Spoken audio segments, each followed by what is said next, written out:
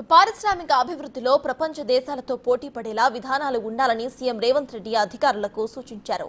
టీఎస్ఐఐసీకు సంబంధించి అధికారులతో సీఎం సమీక్షా సమావేశాన్ని నిర్వహించారు. రాష్ట్రంలో పారిశ్రామిక అభివృద్ధికి తీసుకోవాల్సిన తగు నూతన విధానాలపై పలు సూచనలు చేశారాయన. గత సమీక్షా సమావేశాల్లో తీసుకున్న నిర్ణయాలు, పనుల్లో పురోగతికి సంబంధించిన వివరాలను అధికారులు సీఎంకు వివరించారు.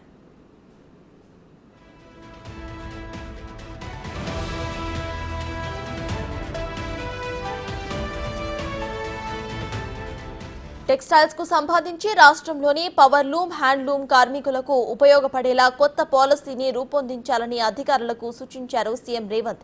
పారిశ్రామిక అభివృద్ధికి సంబంధించి కొత్తగా 6 పాలసీస్ ను రూపొందించినట్లుగా అధికారులు ముఖ్యమంత్రికి తెలిపారు.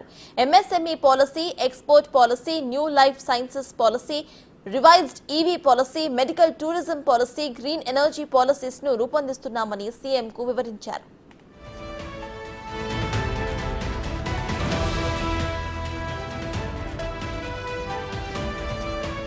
ఎన్నికల కోడ్ ముగిసేలోగా పారిశ్రామిక పాలసీలను పూర్తి స్థాయిలో రూపొందించాలని ముఖ్యమంత్రి రేవంత్ రెడ్డి అధికారులను ఆదేశించారు.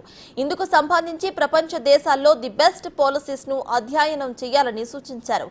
అలాగే చేనేత, మరమగ్గాల ఆధునీకరణపై కూడా దృష్టి సారించాలని, ఆయా రంగాల్లో పనిచేస్తున్న వారికి శిక్షణ ఇవ్వాలని ఆదేశించారు. చేనేత, మరమగ్గాల ఆధునీకరణకు ముందుకు వచ్చే వారందరికీ కూడా వడ్డీ లేని రుణాలు ఇవ్వాలని, వారి ఉత్పత్తుల అమ్మకాలకు తగిన ఏర్పాట్లు కూడా చేయాలని నిర్ణయించారు.